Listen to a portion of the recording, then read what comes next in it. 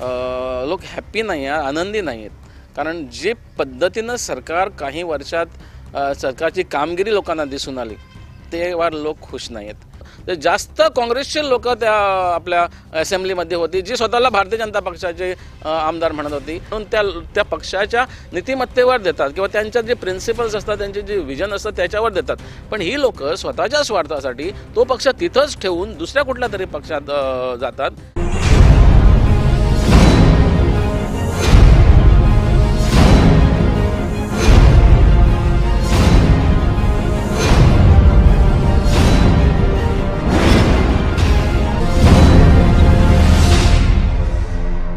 नमस्कार, तरुण भारतच्या ऑनलाईन पेजमध्ये आपलं स्वागत. आणि आपण सध्या आहोत गोवा विधानसभा निवडणुकीची प्रत्येक खबरबाज आपण तरुण भारतच्या माध्यमातून घेत आहोत. आणि अनेक असे खमदे उमेदवार आहेत, उमदे उमेदवार आहेत, ते निवडणुकीच्या रिंगणात आहेत. मात्र एक प्राध्यापक देखील या निवडणुकीच्या रिंगणात आहेत. महे मतदारसंघातून राजेश कळंगूट सर आपच्या वतीने निवडणूक लढवतात. सर, तरुण भारतच्या या पेजमध्ये आपलं स्वागत. खरं तर आपण पेशाने एक प्राध्यापक आहात. पहिला माझा प्रश्न असा असेल की एक प्राध्यापक असूनही तुम्ही या राजकारणात उतरला आहात, याचं कारण नेमकं काय? कसं होतं की मी शिक्षक असल्या कारणाने बऱ्याच वेळा मुलांच्या संपर्कात असतो. जेव्हा आमची मुलं पास होऊन आमच्याकडनं म्हणजे पास होऊन जातात आणि काही वर्षानंतर ते मग आपलं शिक्षण कंप्लीट करून परत आमच्याकडे येतात आणि आम्ही त्यांना आपुलकीनं विचारतो की बाबा आता काय चाललंय तुझं, आता शिक्षण कंप्लीट झालेलं आहे, आता कुठं नोकरी करतोस किंवा काय आयुष्यात काय घडतंय. तेव्हा ते सांगतात की आम्हाला आता झाले, आमचं ग्रॅज्युएशन होऊन 2 वर्ष झालेत, MBA करून 2 वर्ष झालेत किंवा 1.5 वर्ष झालं आणि अजून काहीही नाही, अजून आम्ही नोकरीशिवायच आहोत. तेव्हा कुठंतरी मनाला वाईट वाटतं की आपण या मुलांना चांगलं शिक्षण देण्याचा प्रयत्न करतो. त्यांचे आई वडील स्वतःचे जीव मारून त्यांना शिक्षण देतात आणि एवढं करूनही त्यांच्या आयुष्यात काहीच घडत नाही. तेव्हा कुठंतरी एका काळजात चर होतं. म्हणून प्रत्येक वेळा वाटायचं की ह्यांच्यासाठी आपण काहीतरी करायला हवं. कारण फक्त शिक्षण चांगलं दिलं म्हणून चालत नाही, कारण त्यांच्या आयुष्यात त्यांचं आयुष्य घडणं हे महत्त्वाचं असतं. आणि प्रत्येक वेळा आमचा असा प्रयत्न होता की कोणीतरी चांगले राजकारणी राजकारणात यावेत, त्यांनी प्रयत्न चांगला करावा जेणेकरून आमचे जे युवक आहेत किंवा युवती आहेत त्यांच्या आयुष्यात काहीतरी म्हणजे त्यांचं आयुष्य चांगल्या पद्धतीने सेटल व्हावं, असा आमचा कायम प्रयत्न होता. पण असं बघायला मिळतं की आताचे जे राजकारणी आहेत, जे राजकारणी लोक आता राजकारणात आहेत, तर कोणालाही विजन नाही आहे, कोणालाही पडून गेलं नाही युवकांचं. आता हल्लीच्या दिवसात तुम्ही बघितलं असेल की नोकऱ्यांचा पूर्ण बाजार झाला, नोकऱ्यांच्या पावण्या झाल्यात. सगळ्या नोकऱ्या म्हणजे कोणी जास्त बीड करणार त्याला नोकऱ्या मिळायला लागल्यात. जर असं असेल तर आता युवकांनी आणि आताच्या पिढीने कोणाच्या तोंडाकडे बघायचं हा प्रश्न होता. आणि म्हणून विचार केला की राजकारणात यावंच लागेल. शिक्षक असलो, चांगलं शिक्षण देण्याचा प्रयत्न केलो, पण जर त्या मुलांचं आयुष्य एका टोकाला चांगल्या टोकाला जात नसेल तर शिक्षकांनी सुद्धा ती जबाबदारी घ्यावीच लागते आणि म्हणून घ्यावी लागली. तुम्ही प्राध्यापक आहात आणि प्राध्यापक म्हणून असताना प्राध्यापकांना कोणत्या समस्यांना सामोरं जावं लागत आहे आणि शिक्षकांना देखील कोणत्या समस्यांना सामोरं जावं लागत आहे जे अद्याप पूर्ण होऊ शकला नाही, आणि त्याचा फटका येतो संपूर्ण शिक्षकांवर आणि प्राध्यापकांच्या आयुष्यावर होत आहे? कसं आहे की आपली जी आता सध्याची शिक्षण पद्धती आहे ती एक सरळ शिक्षण पद्धती आहे. आपण कधीच मुलांची बाबा आवड काय आहे, मुलांची एरिया ऑफ इंटरेस्ट काय आहे, त्यांचं म्हणजे फॅसिनेशन काय आहे, हे आपण कधीच माहिती करून घेण्याचा प्रयत्न करीत नाही. आपलं कसं असतं की 10वीला जसे गुण मिळालेत, जर कोणाला 80च्या वर गुण मिळाले तर ठरलेलं असतं की त्यानं ते सायन्सला जावं, त्याच्या कमी जर मिळाले तर ठरलेलं असतं की त्याने कॉमर्सला जावं, किंवा त्याच्या कमी असेल तर आर्ट्स किंवा कुठंतरी ITI नाही तर काहीतरी टेक्निकल, हे ठरलेलं असतं. पण मुलांना त्या गोष्टी आवडतात का नाही, त्यांचे तिकडे एरिया ऑफ इंटरेस्ट आहे का नाही, हे कोणीच माहिती काढण्याचा प्रयत्न करत नाही. कारण आमची जी शिक्षण पद्धती आहे ही मार्क्सवर अवलंबून आहे, गुणावर अवलंबून आहे. खरं म्हणजे कुठल्याही माणसाला जी गोष्ट आवडते ती करायला केली तर त्या गोष्टीमध्ये, त्या कामामध्ये जास्त सक्सेस असतो आणि तो माणूस ती आवडीनं करू शकतो. म्हणून कसं आहे की ॲप्टिट्यूड टेस्ट घेणे जेव्हा मुलांची खरी एक स्पेशलायझेशन सुरू होते 11वीच्या वर्गात म्हणा, किंवा त्यावेळी त्याच्या अगोदर त्या मुलांची ॲप्टिट्यूड टेस्ट घेऊन त्यांची area of interest find out करणे, त्यांची आवड कुठल्या क्षेत्रात आहे ही फाइंड आउट करणं आणि त्याप्रमाणे त्यांना शिक्षण देणे ही काळाची गरज असते. आता आम्हाच शिक्षकांना प्रॉब्लेम कुठं होतो की आपण कसं असतो की कुठं गुण मिळाले की त्याप्रमाणे त्या कुठल्या तरी एका स्ट्रीममध्ये त्या मुलांना ढकलतो, पण त्या मुलांना ती गोष्ट आवडत नाही. ते कधी कधी सरळ सांगतात की सर मला इथं कॉमर्स शिकायला आवडत नाही, कारण माझी एरिया ऑफ इंटरेस्ट काहीतरी बाबा आर्ट आहे, काहीतरी दुसरी काहीतरी गोष्ट आहे, काहीतरी टेक्निकल आवडतं.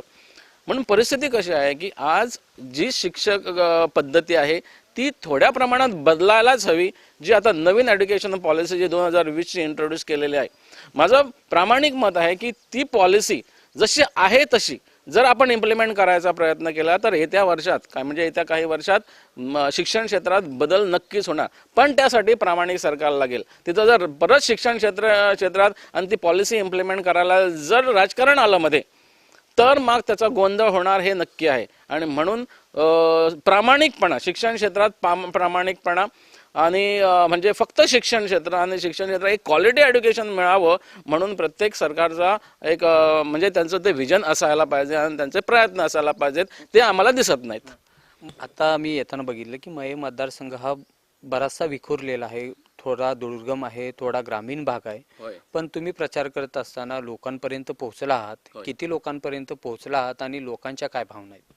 मी तसं बघितलं तर एक आमचा राऊंड पूर्ण झालेला आहे. आता दुसऱ्या राऊंडची अखेरची फेरी म्हणजे शेवटचे म्हणजे 5, 7, 8, 10% वगैरे एवढेच राहतील. एवढ्या परत लोकांना पर्सनल जे आपण डोर टू डोर जे भेटी चालू आहेत ते ऑलमोस्ट संपायला आलेत. 1-2 दिवसात ते पण संपून जाणार आहे. आणि लोकांचं कसं आहे की एक ॲग्रेशन आहे, जे आता होतं ते सरकार त्याच्यावर एक ॲग्रेशन आहे. म्हणजे कसं आहे की एक लोक हॅप्पी नाही आहे, आनंदी नाही आहेत.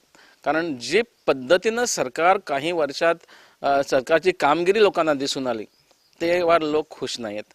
लोकांना बदल हवा आहे आणि लोकांना बरा बदल हवा आहे, चांगला बदल हवा आहे. लोक कसे आहेत की लोक ह्यावेळी पक्ष पण बघणार नाहीत. चांगले उमेदवार जे शिक्षित असतील, जे आदर्श उमेदवार असतील, जे विद्वान उमेदवार असतील, ज्यांचं काहीतरी व्हिजन असेल, अशा उमेदवारांना निवडून देण्याचा लोकांचा प्रयत्न आहे. लोक सरळ सांगतात की आम्ही खूप पक्ष बघितलेत, गोवा स्वतंत्र होऊन आता 3 पक्ष आम्ही बघितले, त्यांना निवडून पण दिलं, त्यांची सरकारं पण घडवलीत, पण ह्यावेळी आपण चांगले उमेदवार बघूनच मतं करणार. कारण शेवटी काम करतो तो माणूस करतो आणि पक्ष काम करीत नाही. हा लोकांचा सहज म्हणजे बघायला गेलो हा लोकांची आजची जे काय म्हणतात ते लोकांचा विचार असा आहे की चांगल्या उमेदवारांना निवडून द्यावं, हे ठरलेलं आहे लोकांचं. पण पक्ष आम्ही बघणार नाही, उमेदवार आम्ही बघणार असं म्हणायची वेळ का आली? कारण कसं आहे की आता गोवा स्वतंत्र होऊन आम्ही 60 वर्ष आता साजरी करत आहोत ह्या वर्षी. सुरुवातीला महाराष्ट्र गोमंतक पक्षाचं सरकारला काही वर्ष, त्यानंतर काँग्रेसचं काही वर्ष, एक मिळतं जुळतं तसं सरकार झालं, आणि त्याच्यानंतर भारतीय जनता पक्षाचं सरकार काही वर्ष, आता 17-18 वर्ष भारतीय जनता पक्षाचं सरकार आहे. आणि लोकांनी बघितलेलं आहे की शेवटी कसं आहे की ही तिन्ही पक्षांची जी सरकार झालीत काही लोकांना फरक दिसलेला नाही. आत्ताचं सरकार बघायला गेलं तुम्ही, म्हणजे जे भारतीय जनता पक्षाचं सरकार होतं तिथं भारतीय जनता पक्षाची नीतिमत्ता घेऊन चालणारे लोक खूप कमी होते. आणि जे काँग्रेस जे आपण इतकी वर्ष वाईट म्हणत होतो ते जास्त काँग्रेसचे लोक त्या आपल्या असेंब्लीमध्ये होती, जी स्वतःला भारतीय जनता पक्षाचे आमदार म्हणत होती. म्हणजे शेवटी कसं आहे की नीतिमत्ता कोणालाच नाही आहे. म्हणजे शेवटी पक्ष स्वतःच्या स्वार्थासाठी आणि त्या सत्तेत राहण्यासाठी आणि तिथनं आपल्याला काहीतरी मिळवायचं म्हणून ते मग कोणी असू देत, ते काँग्रेसचे असू देत किंवा दुसऱ्या कुठल्या तरी विचारांचे असू देत, ते कोणी त्यांना चालतात. आणि म्हणून लोकांनी ठरवलेलं आहे की पक्ष काही फरक करत नाही. शेवटी कसं आहे की एका पक्षातून निवडून येणार आणि दुसऱ्या पक्षात जाणार आणि तिथं ते आपल्या स्वार्थासाठी आणि सत्ता मिळवण्यासाठी. भाजप आणि काँग्रेसनं फक्त सत्तेसाठी नीतिमत्ता आणि नैतिकता सोडली असं म्हणता येईल? नक्की. कारण तुम्ही आता बघितलं असेल की मागच्या वेळी जेव्हा काँग्रेसचे 17 आमदार निवडून आलेले, भारतीय जनता पक्षाचे 13 आमदार निवडून आलेले, काँग्रेसच्या पक्षात जे लोकांनी मॅन्डेट काँग्रेसला दिलेली, पक्ष म्हणून काँग्रेसला दिलेली, ती तिथल्या तिथं घाण ठेवून ते सगळी लोक भारतीय जनता पक्षामध्ये आले. हा विश्वासघात नाही आहे का लोकांचा? लोकांच्या मॅन्डेटचा विश्वासघात नाही आहे का? लोकशाही असली म्हणून लोकशाहीचा दुरुपयोग करून घेता कामा नये. कारण लोकशाहीमध्ये आम्हाला सगळ्यांना एक मत द्यायचा हक्क दिलेला आहे. पण लोक मत देताना एका पक्षाला देतात किंवा एका पक्षानं सरकार घडवावं म्हणून त्या पक्षाच्या नीतिमत्तेवर देतात किंवा त्यांच्या जे प्रिन्सिपल्स असतात, त्यांचे जे विजन असतात त्याच्यावर देतात. पण ही लोक स्वतःच्या स्वार्थासाठी तो पक्ष तिथंच ठेवून दुसऱ्या कुठल्या तरी पक्षात जातात. आणि तिथं मग काय झालं मागच्या 2.5 वर्षामध्ये हे पूर्ण गोव्याला माहीत आहे, पूर्ण भारताला माहीत आहे. कशा पद्धतीनं कोविडच्या वेळी सगळं गोंधळ झाला, त्याच्यानंतर आता नोकऱ्यांच्या वेळी काय गोंधळ झाला, कशा पावण्या झाल्या नोकऱ्यांच्या, आणि असं बरेचशे गोष्ट आहे. स्वतः जे आपले राज्यपाल होते मलिकजी, त्यांनी स्वतः सांगितलं की गोव्यामध्ये सगळीकडे आणि सगळेजण भ्रष्टाचार करतात. स्वतः त्यांनी नॅशनल टीव्हीवर हे मुलाखत दिल्याने हे उद्गार काढलेत. मग जे स्वतः भारतीय जनता पक्षाचे एक नेते होते ते जर असे बोलू शकतात तर मग आणखीन काय बोलायचं. आता मला सांगा, तुम्ही मय मतदारसंघामध्ये फिरला आहात बराचशा प्रचाराच्या निमित्तानं. मला सांगा की यापूर्वीचे जे कोणी आमदार होते त्यांच्या माध्यमातून कोणता विकास झाला नाही, ज्या गोष्टी तुम्हाला प्रकर्षाने जाणवल्या या प्रचाराच्या दरम्यान? कसं आहे की तुम्ही कुठल्याही गावात गेलात, कुठल्याही क्षेत्रात गेलात तर जे रस्ते, एक मुख्य आपण म्हणतो की रस्ते व्हायला पाहिजेत. कारण त्यामुळे डेव्हलपमेंट कुठंतरी दिसतो. रस्ते झालेले नाहीत, कुठेही रस्ते झालेले नाहीत, रस्त्यांचं काम झालेलं नाही. मागच्या 5 वर्षात जशी परिस्थिती होती तशाची तशी परिस्थिती आहे. मी म्हणेन की 5 वर्ष सोडून द्या, 10 वर्षाची जी परिस्थिती होती तशाची तशी परिस्थिती आहे. दुसरी गोष्ट, आमच्या मय मतदारसंघात आता मय मतदारसंघाचा जन्म होऊन 32 वर्ष झालेत. 32 वर्षांनी जे इन्फ्रास्ट्रक्चरल डेव्हलपमेंट आता आपण बघतो, जेव्हा कुठल्याही बाजूने जेव्हा आपण एका मतदारसंघाची एंट्री करतो, आत येतो, तेव्हा आपल्याला एक मुख्य म्हणजे एक चांगला रुंद रस्ता दिसला की आपल्याला दिसतं हां इथं काहीतरी झालेलं आहे. तिथं पुढे गेल्यानंतर कुठेतरी एक चांगली एक स्कूलची बिल्डिंग दिसली किंवा एक पंचायतची बिल्डिंग दिसली किंवा एक कुठेतरी मार्केट कॉम्प्लेक्स दिसलं, हां इथं कुठं काहीतरी झालेलं आहे, इथं काहीतरी डेव्हलपमेंट झालेलं आहे असं आपल्याला वाटतं. पण तुम्ही मय मतदारसंघात कुठूनही एंट्री करा, तुम्ही कुडचिरेहून एंट्री करा महाराष्ट्राच्या मार्गे तिकडनं, तुम्ही चोडणहून एंट्री करा, तुम्ही शिरगावहून एंट्री करा, तुम्ही कारापूरहून एंट्री करा, कुठल्याही बाजूने एंट्री करा मय मतदारसंघात, तुम्हाला अशा ह्या गोष्टी डेव्हलपमेंटच्या कुठं एक चांगली डेव्हलपमेंटल बिल्डिंग दिसणार नाही, तुम्हाला चांगले रस्ते दिसणार नाही, तुम्हाला तसं काहीच दिसणार नाही जेणेकरून आम्हाला वाटेल की इथं डेव्हलपमेंट झालेलं आहे. दुसरी गोष्ट, मय मतदारसंघ प्रामुख्याने एक शेती प्रधान आपला प्रभाग आहे. इथं परिस्थिती अशी आहे की गेली कित्येक वर्ष कमीत कमी 60 ते 70% शेती ही पडिंग आहे. इथं शेती पिकवली जात नाही. याला जबाबदार कोण? कारण इथले लोक पूर्वीपासून आम्हाला माहीत आहे की शेतीवर आपलं पोट भरायचे, शेती करून आपलं आयुष्य जगायचे. पण आज ही शेती पिकवली जात नाही, ह्याला जबाबदार कोण? ह्याला मुख्य कारण म्हणजे ज्या सवलती मय मतदारसंघातल्या लोकांना मिळायला पाहिजे सरकारकडून, ज्या योजना सरकारकडून, त्या कुठल्याही सेंट्रल गव्हर्नमेंटच्या असोत किंवा गोवा गव्हर्नमेंटच्या असोत, त्या मय मतदारसंघातल्या लोकांना मिळत नाहीत. आणि त्याला खूपच कारण आहेत. एक म्हणजे इथं जो जमीन मालकीचा प्रश्न आहे तो गोवा स्वतंत्र होऊन आज 60 वर्ष झालीत. जमीन मालकीचा प्रश्न जसा सोडवायला पाहिजे होता तसा अजूनपर्यंत सोडवला नाही. मय गावात म्हणा, तुम्ही मावळिंगेला जा, तुम्ही कुडचिरेला जा, कुठल्या थोड्या भागात कारापूर, इथं जमीन मालकीचा प्रश्न आहे. म्हटल्यावर कसं आहे की जे शेतकरी आपलं शेत पिकवतात त्यांच्या नावावर 114चा दाखला नाही आहे. ते कुठेतरी सरकारी कचेरीत गेले आणि कुठेतरी जर आपल्याला कुठेतरी योजना घ्यायचा प्रयत्न केला, त्यांच्या नावावर 114चा दाखला नसल्या कारणाने त्यांना कुठलीही योजना मिळत नाही. हे दुर्दैव आहे. मुख्य कसं आहे की जर शेती आम्ही जे आत्मनिर्भर आणि ह्या ज्या गोष्टी आपण मोठ्या मोठ्या बोलून दाखवतो, जोपर्यंत शेतकऱ्यांचं आत्मनिर्भर होत नाही तेव्हा देशाचं काहीही होऊ शकत नाही. हे आपण प्रत्येकानं लक्षात घ्यायला पाहिजे. शेतकरी अगोदर आत्मनिर्भर व्हायला पाहिजे, शेतकरी अगोदर स्वतः कमवून स्वतः खायला लागला पाहिजे, तेव्हाच पुढे देशाचा आत्मनिर्भर होऊ शकेल. मला सांगा, आता तुम्ही मतदारांपर्यंत पोहोचता, बऱ्याचशा काही समस्या आहेत, शेतकऱ्यांचे प्रश्न आहेत, तुम्ही कोणतं व्हिजन घेऊन आहे ते मतदारापर्यंत आता पोहोचला आहात? कोणता अजेंडा आहे तो घेऊन तुम्ही आता मतदारापर्यंत पोहोचता? कसं आहे की मय मतदारसंघ म्हणजे मी प्रामुख्याने सांगेन की 3 गोष्टीनं मय मतदारसंघ मागे राहिला आहे. एक म्हणजे बेरोजगारी, दुसरा इन्फ्रास्ट्रक्चरल डेव्हलपमेंट, आणि तिसरी जी गोष्ट आहे ते जमीन मालकी हक्क. हे तिन्ही विषय प्रामुख्याने एवढे गरजेचे आहेत की ह्याच्याशिवाय कुठलाही मतदारसंघ, कुठलाही देश पुढे जाऊ शकणार नाही. हे आपल्याला समजायला पाहिजे. आता अशी परिस्थिती झाली आहे, मय गाव जिथं आम्ही बसलेलो आहोत आता, तो प्रामुख्याने ज्या जमिनीवर आम्ही बसलेलो आहोत, ह्या जमिनीच्या मालकी हक्क आमच्या मयेकरांकडे नाही आहेत. That is the main problem. दुसऱ्या गोष्टी कशा आहेत की बेरोजगारी. जर आपण जर सर्वे करायला गेलो तर मय मतदारसंघात एवढी बेरोजगारी आहे, ती मला वाटतं कुठेही दुसऱ्या मतदारसंघात असणार नाही, एवढी बेरोजगारी आहे.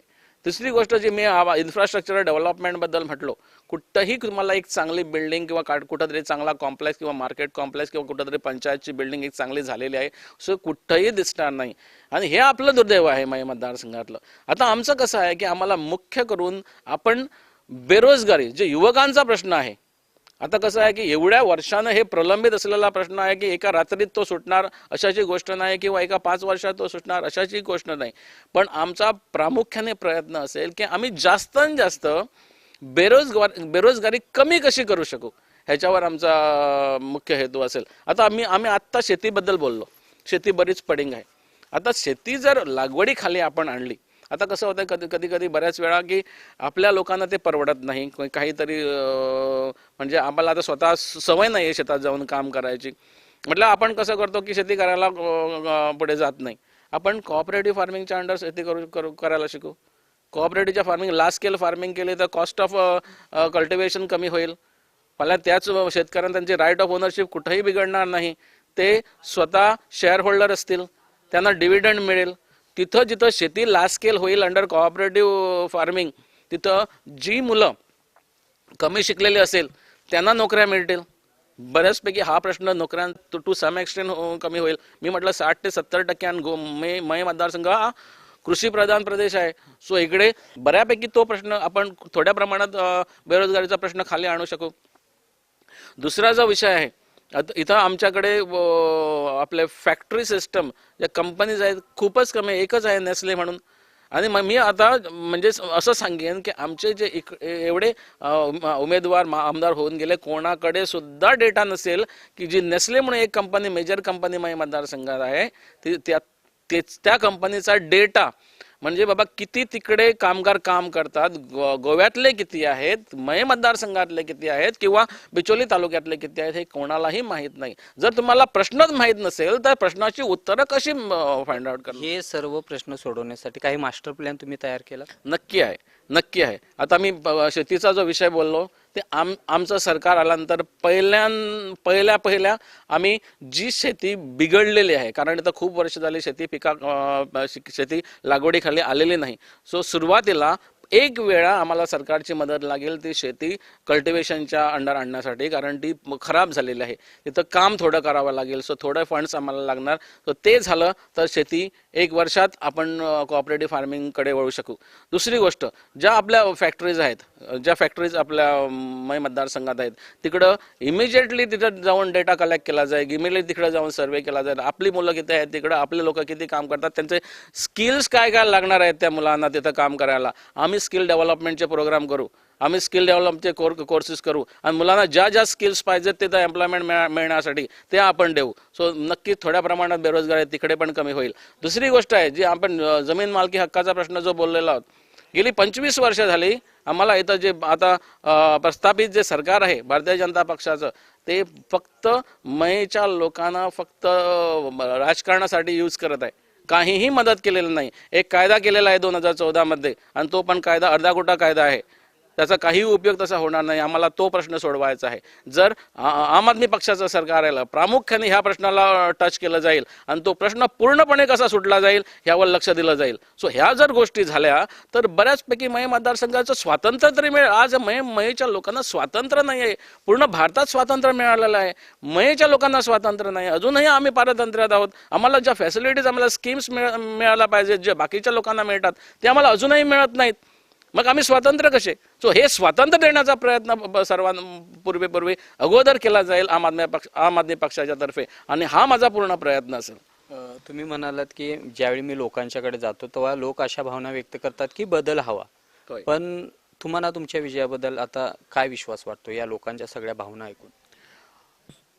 मी अगोदरच सांगितलेलं आहे की लोकांना एक चांगला बदल हवा आहे, एक बरा बदल हवा आहे.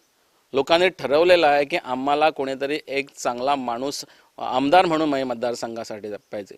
कारण लोकांनी इतकी वर्ष जे नैराश्य झालेलं आहे लोकांनी जे उमेदवार बघितले, जे आमदार बघितले, कधीही कोणीही माझ्या मतदारसंघातल्या कुठल्याही प्रश्नावर आपल्या विधानसभेत केव्हाही भाष्य केलेलं नाही. लोकांना माहीत आहे की ह्यांना निवडून हाडून काहीही उपयोग होणार नाही, आमची परिस्थिती अशीच राहणार आणि ह्याच्यापेक्षा वाईट होणार. तेव्हा त्यांचं कसं आहे, कोणीतरी एक चांगला माणूस ज्याला शिक्षण आहे, जो काहीतरी करू शकेल आपल्यासाठी, जो आपले प्रश्न घेऊन कुठंतरी पुढे जाऊन भांडून ते प्रश्न सोडवू शकेल, अशा माणसाची गरज आहे. आणि हे लोकांनी ठरवलेलं आहे की ह्यावेळी आणखीन दुसरं कारण कसं आहे की एवढं जे दुःख आहे, लोकांनी एवढ्या वर्षात सगळं सोसलेलं आहे आणि आता लोक पक्ष बघणार नाहीत. बाकी जे उमेदवार आहेत रिंगणात त्याबद्दल लोकांची पूर्ण माहिती आहे, कोण काय आहे, कोण काय केलेलं आहे आणि कोण काय करणार आहे हे लोकांमध्ये पूर्ण माहिती आहे. आणि लोक ह्यावेळी एक चांगला निर्णय घेणार. मला माहीत आहे ज्या पद्धतीनं आम्ही लोकांच्या दारात जातो आणि ज्या पद्धतीनं आम्हाला रिस्पॉन्स मिळतो, लोक सांगतात हो आम्ही तुमच्यासाठी थांबलो होतो, तुम्ही कधी येणार हे आम्ही बघत होतो, आम्हाला एक चांगला उमेदवार पाहिजे. आम्ही आता यावेळी बदल केल्याशिवाय पर्याय नाही. कारण इतकी वर्ष आपण सोसलेलो आहोत आणि आमची जर पुढची पिढी सक्षम व्हायला पाहिजे तर आम्हाला एक चांगला बदल व्हायला पाहिजे. कारण कसं आहे की प्रत्येक पिढीची जबाबदारी असते की पुढची पिढी ही चांगली पिढी घडवायची.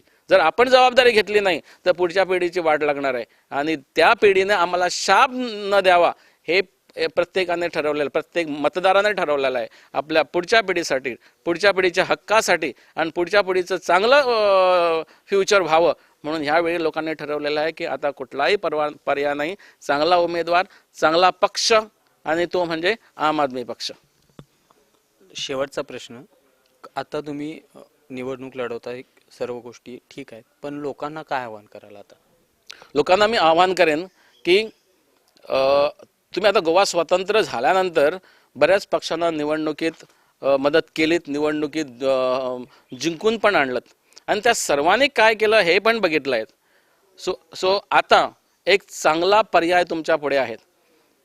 एक आम आदमी पक्ष म्हणून तुम्ही जर बघायला गेलात तर आम आदमी पक्षात जेवढे उमेदवार दिलेले आहेत सगळे सुशिक्षित आहेत, सगळे आदर्श आहेत आणि एक चांगलं विजन घेऊन तुमच्यासाठी, तुमची सेवा करण्यासाठी पुढे आलेले आहेत. तेव्हा सगळ्यांना आव्हान करीन, विनंती करीन की ह्यावेळी एका चांगल्या पक्षाबरोबर राहा.